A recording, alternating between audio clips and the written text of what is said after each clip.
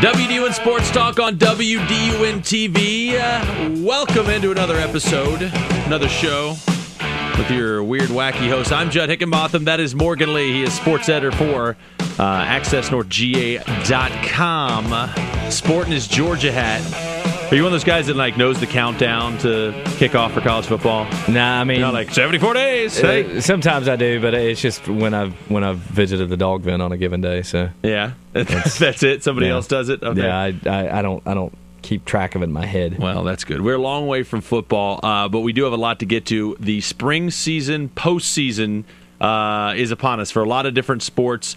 Baseball is coming up this weekend, which we'll talk about coming up. Some good matchups. We've seen some good baseball throughout Hall County, all in North Georgia. Region 8 AAA has been some very good action so far this year. So hope for good things out of the playoffs. We'll talk about that. But we have to mention the soccer playoffs that were here and for the most part have now gone away to other parts of the state. Second round of the playoffs, Morgan, was not very pretty for a lot of local teams. 8 AAA on the boys' side and on the girls' side. Things were a little rough. Where do you want to start with this thing? I think the most surprising game, and it caught my eye, not knowing a ton about the soccer, but having talked about it. Johnson had such a good year. Johnson boys had a great year, and to go out and lose the way they did in such kind of blowout fashion, it's a little, Yeah, definitely. I don't think anybody who followed soccer this season had any expectation that Johnson would get beaten like this. I think because it was a good opponent playing Woodward Academy, who was runner-up last year in AAA. They knew that it was going to be a tough game. They knew that that even though that Woodward was on the road, they had a chance to win at Johnson. But I think, and at least I would assume most people thought like I did, that this was going to be a kind of a 50-50 type thing. And certainly it wasn't. I mean, Woodward came in and got a couple goals, fairly early, and it just took the win right out of Johnson's sails. Ended up losing 8-1. Yeah.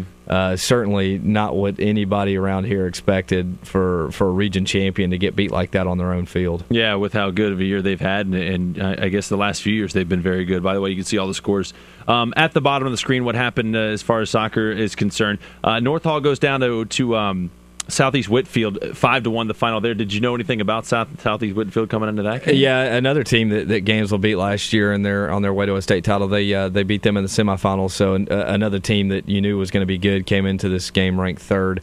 North Hall, just talking to Coach Childs, he said they basically just kind of couldn't get over the long bus ride. Got out, were kind of groggy, had a bad start. Where's Southeast Whitfield? Dalton.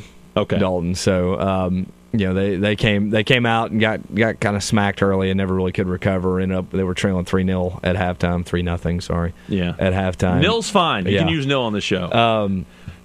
He was disappointed they lost, but certainly not disappointed because they've got a lot of guys coming back and a good class coming up. So really felt like they were kind of building for the future this year. Yeah, and you talked last week about Gainesville and the road they were going to have. They got past first round. More than likely, they're going to take on St. Pius. It's they're professional athletes. They pay their players over there. Everybody knows that. No, just kidding. I have no idea. But no, so they lose 2-0 to them. But that's almost you said it's almost kind of like a win because St. Pius is just so stinking good every single year. Be careful not to make your future in-laws mad. Yeah, you're right. But yeah, no, St. Pius going and winning at St. Pius would have been one of the biggest upset victories in playoff history for a Hall County team. St. Pius is pretty much had their way with teams from this area ever since I can remember. I mean, even going back to the good old days of 1995 and 96 when they knocked my teams out of the state playoffs at City Park. To go down there and only lose 2-0 and actually have it be 1-0 until about the 78th minute was actually, I mean, that's actually kind of an impressive feat on its own. St. Pius is just basically they got that goal about midway through the first half and then dared Gainesville to break them down. Just basically pack the midfield, did not let Gainesville get any sort of rhythm offensively, and just kept Gainesville from even really creating any scoring chances. And the Red Elephants just started pushing everybody forward, trying to get an equalizer. They got hit on the break late in the game, and that was pretty much it. But like I said, I don't think there's any shame in losing 2-0 at St. Pius. No, there's not. I hope I didn't break any GHSA rules by saying I was totally kidding. I'm sure all the players are. I think everybody knows you were tongue in cheek there. Very good, but they lost on the field turf down there in St. Pius, which is it's definitely a different sort of feel to it. But it's not bad. I've played on it before, not theirs, but others. You prefer that over natural grass? Depends on the field. If the field is pockmarked and full of holes, then no. But if you're talking about City Park, then I'd rather play at City Park every day. Very good. On the girls' side, not too much prettier as far as final score is concerned. Chestatee, the girls, they stay close with Allatoona, but they lose. And then Flowery Branch was right there with South Forsyth, and they lose in penalty kicks. Yeah, it was a crazy game. I was at that game for, I think, roughly 4 hours. 4 hours? Yes, because of 2 lightning delays. Okay. It was not a lot of fun. The press box became the most crowded press box I've ever seen in my life. Did it really? Yeah. It was so stop and start, and South Forsyth took advantages of every time they came back from a weather delay. They scored like immediately afterwards. Flowery Branch showed a lot of grit and determination. Got it to 2-2. Went to PKs. Just couldn't get it done. Nothing too sad or disappointing about that, considering that Flowery Branch loses just one senior off this team, and they're again another team that's really building for the future there. Yeah. One thing away from soccer. By the way, there are teams left, right? Habersham Central boys. I was at that game last night. They, speaking of grit, you've gone to a lot of soccer matches last week, haven't you? Yeah. Hey, it's what I do. They were down 1-0. Came back in the second half against Pope and tied the game at 1-1. Had a chance to actually win the game in regulation. Missed a penalty with about 17 minutes to go, and the game ended up going to extra time and then penalty kicks. And the same kid that missed the penalty was the first one to take the penalty in the shootout for Habersham, and he drilled it. And from then on out, it was every Habersham kid just drilled, and they kept putting it in the same corner. And the Pope keeper was diving the wrong way each time. And I asked him, I was like, "Did you see something out there?" He's like, "Yeah, he was starting to kind of lean one way." And so obviously that made a big difference. But congratulations to Hab Central boys, because they've lost a lot of big playoff games and shootouts to Atlanta teams. So I think that was a kind of a nice monkey to get off the back. Absolutely. So they're going to be in the state quarterfinals. That's going to be Saturday. They'll be at home against Stars Mill. So good luck to Habersham Central. We're going to talk baseball here in just a little bit. I got to mention some basketball news, and I just mentioned this because it was one of the first teams I covered up here were the Lakeview girls when they made it to the state Final Four. So Buster Brown, the old coach of Lakeview, spends a year in college, and now he's moving on and going a little farther north, right? Yeah, White County, he was already living in that area because of coaching at Truett McConnell, and I think he'd lived up there even before that. Is going to take over at White County. He's very excited about that. Him and Sam Borg, who is the assistant at West Hall, the boys coach, is going to take over the boys program up there. So they're both very excited, and they feel like White County is kind of on the cusp of doing something big in basketball. And of course, obviously, their entire athletic program has been pretty good this year. Yeah, it really has. White County is kind of an up and coming. I know they've been around a while, but up and coming kind of. Just sports in general have been very good there. So good luck to both those new coaches. Kind of interesting, 2 new coaches at the same time. So they're kind of getting their feet wet at the same time. All right, we got some baseball to talk about. It's been a great baseball year in North Georgia and some good matchups. First round of the playoffs coming up this weekend. We'll talk more about that as we continue WDUN Sports Talk on WDUN TV. Be right back.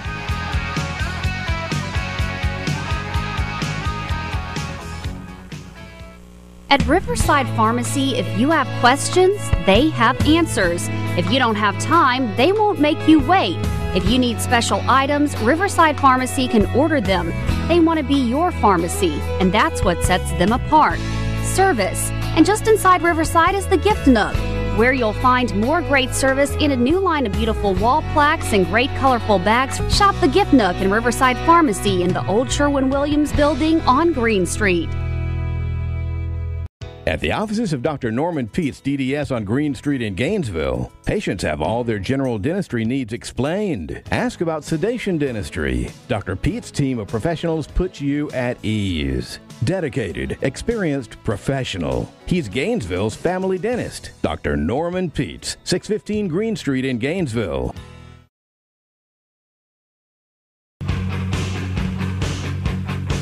Welcome back, WDUN Sports Talk on WDUN TV. We are on the cusp of the baseball playoffs getting underway in high school, and so a lot of good matchups. Coming up, by the way, we got to mention something we've talked about a month and a half, 2 months ago, something like that. The GHSA reclassification, realignment, whatever you want to talk about, is coming back in the news, and before we're on again, they might actually have a decision made as far as what's going to happen in the future. Yes, let's hope. Morgan's actually going to drive down to Macon, which we'll talk about here in just a little bit. Yay. Yeah, I know you're excited about that one. All right, baseball playoffs. We mentioned 8 AAA most of the season.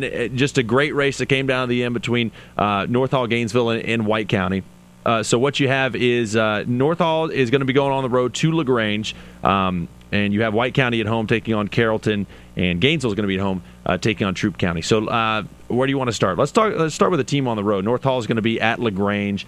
I think of all the sports, all the big sports, baseball is the least important as far as home field advantage is concerned. I don't know if you'd agree with that or not, but I think it's a lot easier for a team, especially in high school, to go down and win on another team's home field. Yeah, I would think so. It doesn't seem like, I don't know, maybe just because of the way that baseball is set up, because the fans aren't right on top of you and everything. Maybe that's the difference. I don't know, but it doesn't seem like it's nearly as big of a deal to me. Yeah.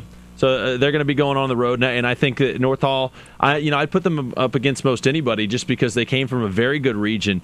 They know the competition has been very good throughout the season, so they're kind of used to all this stuff.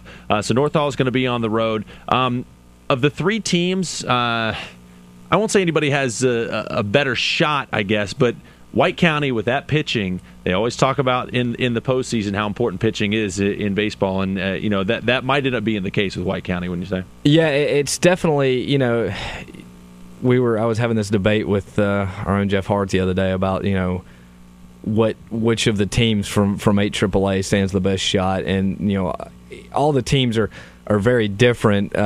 You've got Gainesville and North Hall, I guess, are more similar. The biggest difference is, when you've got White County, we've got those 2 just huge aces, and trying to get past Luke Kremley and David Sosby is going to be very difficult for anybody, let alone a first round opponent.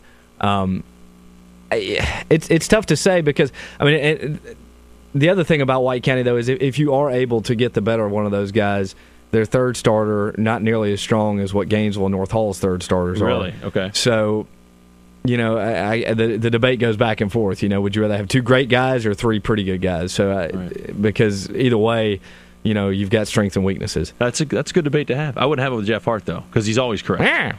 He's always right.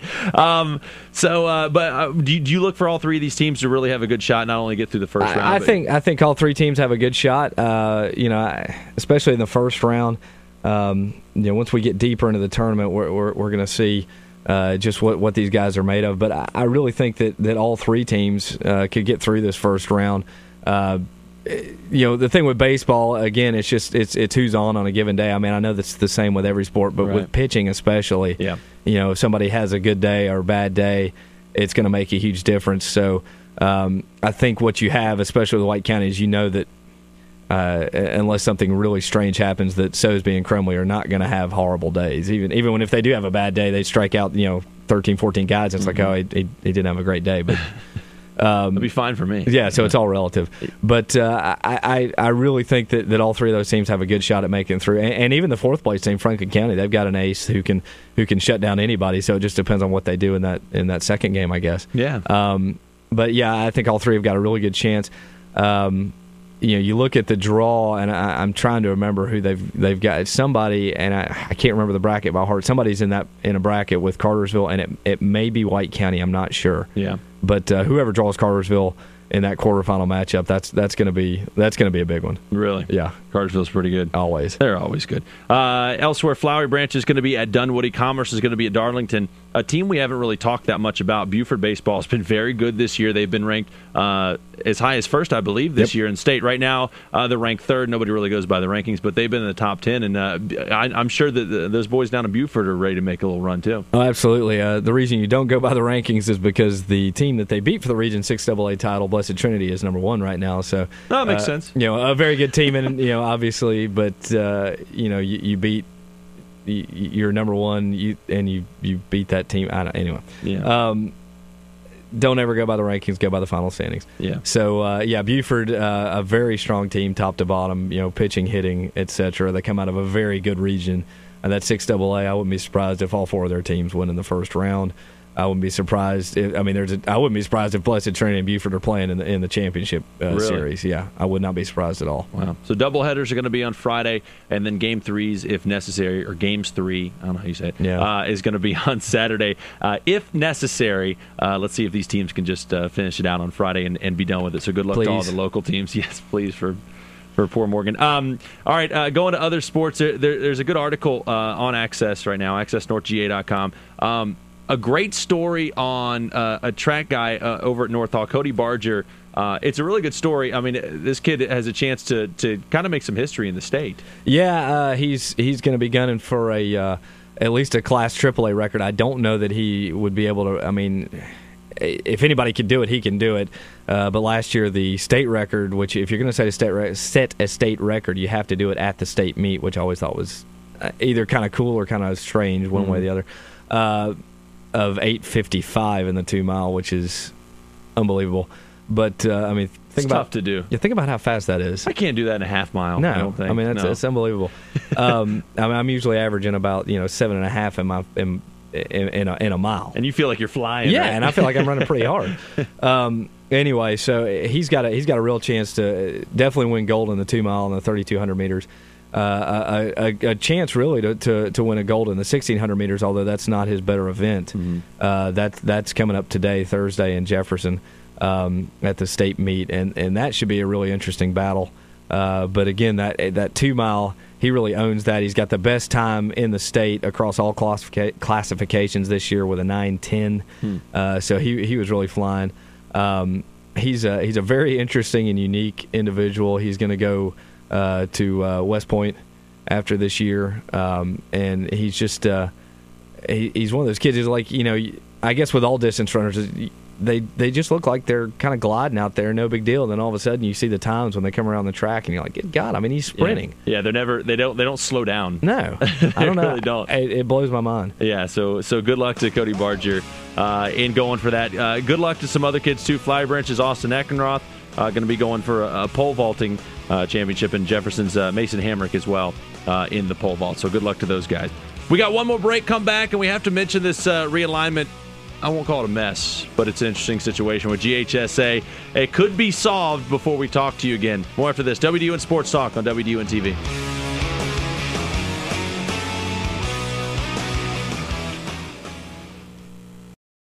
At Riverside Pharmacy, if you have questions, they have answers. If you don't have time, they won't make you wait. If you need special items, Riverside Pharmacy can order them. They want to be your pharmacy, and that's what sets them apart. Service. And just inside Riverside is the Gift Nook, where you'll find more great service in a new line of beautiful wall plaques and great colorful bags. Shop the Gift Nook in Riverside Pharmacy in the old Sherwin-Williams building on Green Street.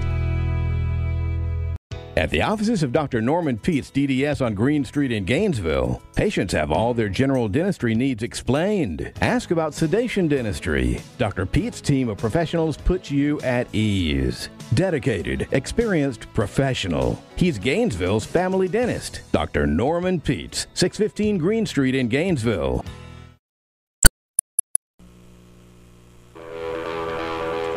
Wrapping it up here, WDUN Sports Talk on WDUN TV. We'll be back next week. Go to youtube.com and type in WDUN Sports Talk, and we are all over the place.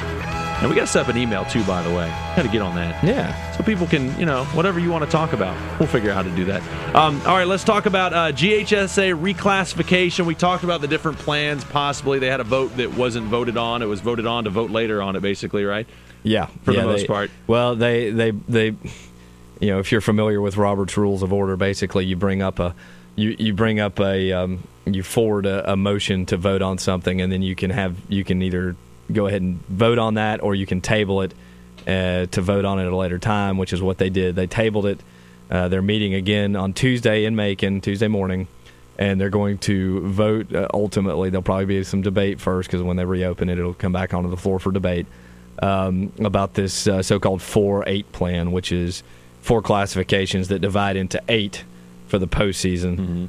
They've made some revisions to this plan to try to deal with some of the questions that people were having, whereas there were some regions that there were only going to be 2 or 3 teams. How were they going to solve that question of open playoff spots, because they were still going to try to give each region 4 playoff spots. So basically what they've done is take the playoff spots that won't be needed in those other regions and give them to the regions that have more teams. It sounds kind of strange. Yeah, that does sound strange. And even looking at it on paper, it definitely looks a little strange. And that's one of the reasons why this thing is there's a lot of very, I won't say, concrete feelings, but there's a lot of people. I get, concrete is probably the right word. There's a lot of people that have very set feelings about this plan, about reclassification, in general, and it's going to be very interesting to see how this thing plays out. Just talking to a lot of the directors and athletic directors and coaches in Northeast Georgia, there's not many of them in favor for 4-8.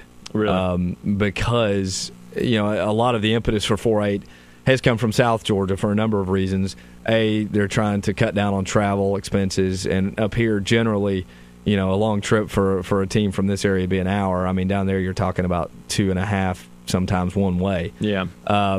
The other issue is a lot of the smaller schools in South Georgia are tired of playing private schools. They feel like they're getting an unfair shake, an unfair playing field. And again, that's not as big of a deal up here. I think because you've got more city systems, and more population, frankly. Yeah. So there's a lot of athletic directors and coaches who are not in favor of 4-8, but the GHSA is basically a political body, and the people that have come up with these plans, 4-8, and then if that fails, there's a good chance that there'll be a 6-class plan forwarded. If the 4-8, when the 4-8 plan comes up for a vote, there's been guys working phones, talking to people all, for the past 6 weeks, just saying, hey, you're going to vote for this. It's going to be very much some sort of congressional situation, and we all know how government works. Yes, so. Exactly. It should be very interesting. But you're going to be down there covering it, right? Yes. Yes, he'll be down there. He's going to get a New Way hot dog or whatever Thai restaurant's down there. And, so we'll have more on that next week. Yeah, you got a thing on Monday coming out, and then you'll whatever happens on Tuesday. Yeah, we'll be all over it. Sounds good. Scott McIntyre, thank you very much. Producing. Beardless Scott McIntyre. Beardless Scott McIntyre. He lost a bet or something. Anyway, YouTube.com. Check us out. We'll see you next week. WDUN Sports Talk on WDUN TV.